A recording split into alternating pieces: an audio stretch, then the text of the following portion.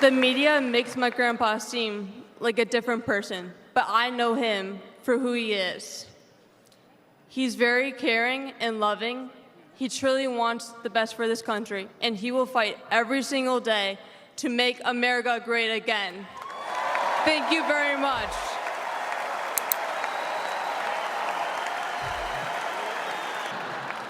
When we play golf together, if I'm not on his team, he'll try to get inside of my head. I know. And he's always surprised that I don't let him get to me. But I have to remind him, I'm a Trump too.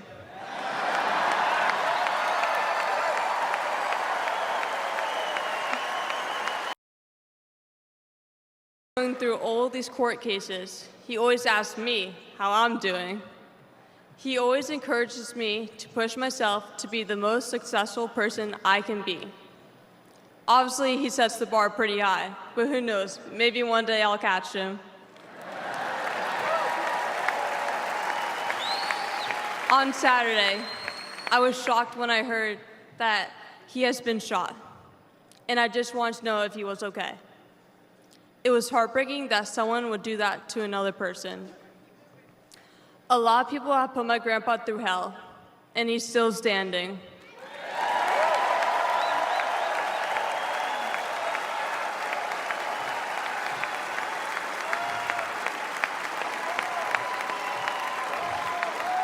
Grandpa, you are such an inspiration, and I love you.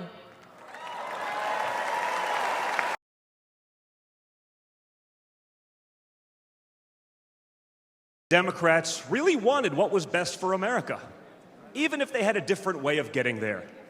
It was the party of Franklin Roosevelt, John F. Kennedy, Martin Luther King Jr. You may have disagreed with that party, but at least you could respect it.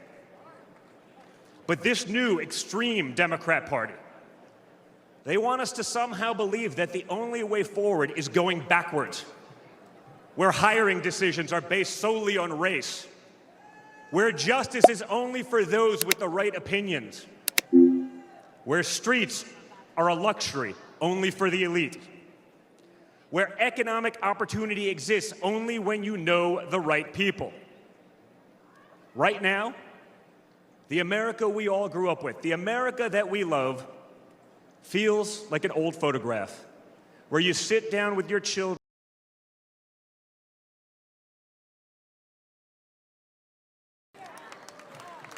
They lied about Russia collusion.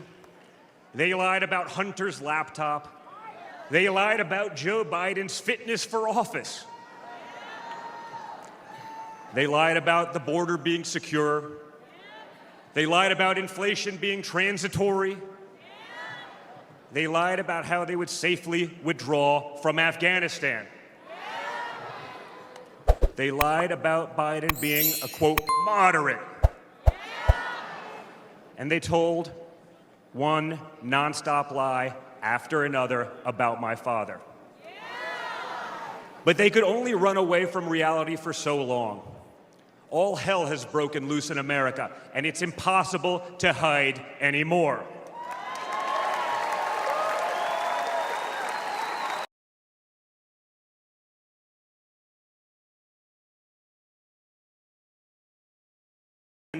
They think free speech protects their right to expose your children to explicit drag shows.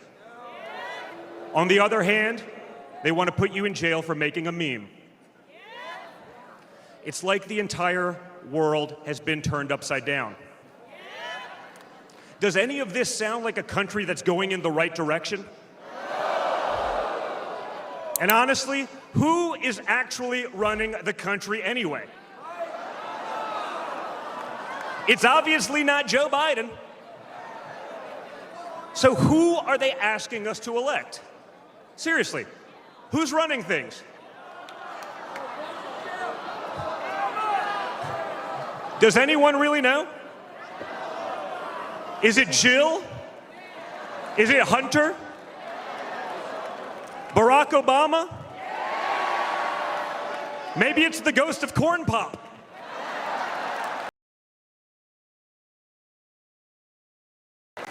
Because no matter how far off that old photo may feel, it's not the end of our story. We're like that man who stood on that platform and felt the bullet pierce his flesh just days ago in Pennsylvania. He may have moved to the ground, but he stood back up.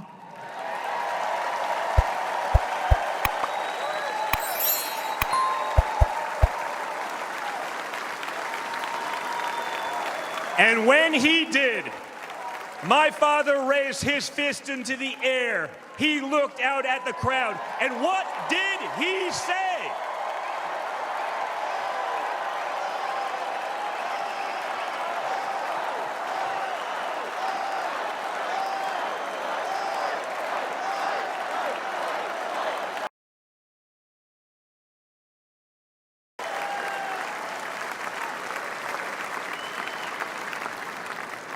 This November, we have a choice.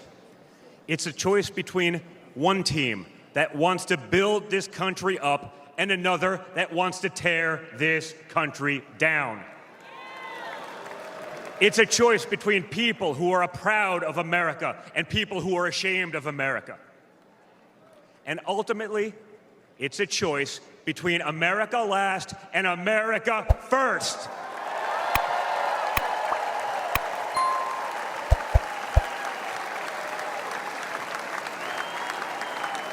So if you love this country from the bottom of your heart, if you want to bring back common sense, if you want to save the American dream, if you want to stand up and fight for the future of our nation, you must re-elect my father, Donald J. Trump.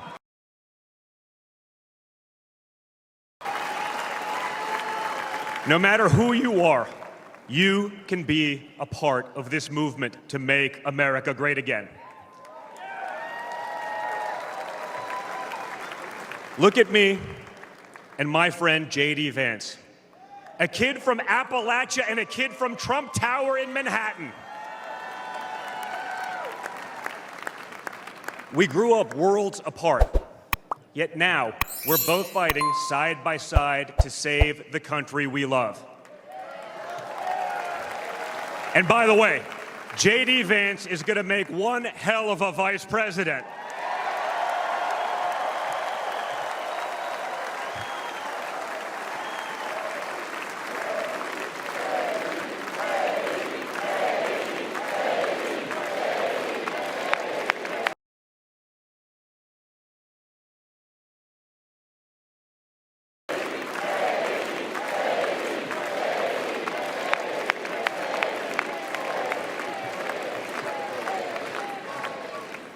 For those of you who have tuned out politics or have never even voted, I want you to know, if you're looking for a better life, a more prosperous future, a safer, more wholesome and patriotic place to call home, there's room for you in this party and in this movement.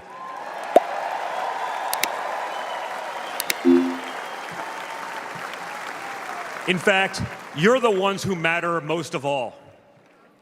My father has always said that the people he gets along with best are the people who really work for a living.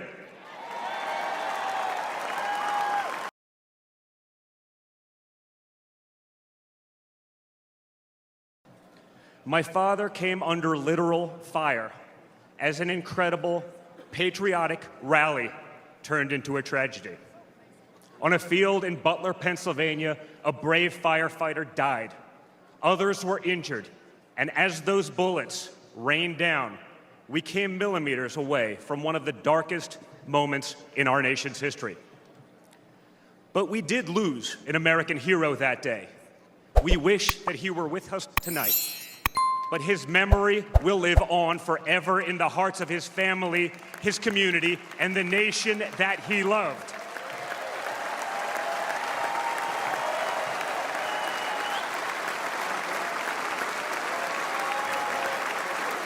So I would like to take just a moment tonight to express our gratitude for the life and service of American hero Corey Comparator.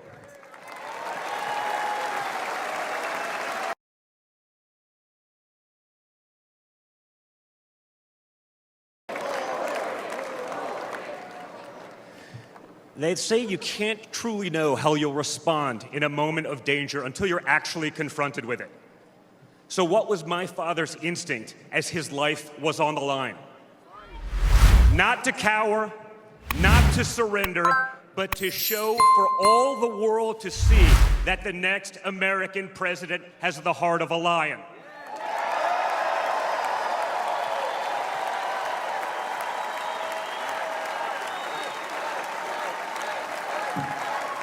That the next American president has the courage to put the American people first once again. And in that moment, my father didn't just show his character, he showed America's character.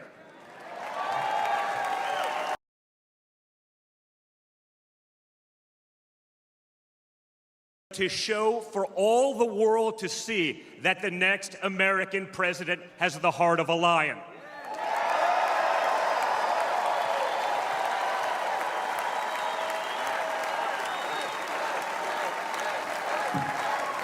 That the next American president has the courage to put the American people first once again. And in that moment, my father didn't just show his character, he showed America's character. When he stood up with blood on his face and the flag at his back, the world saw a spirit that could never be broken.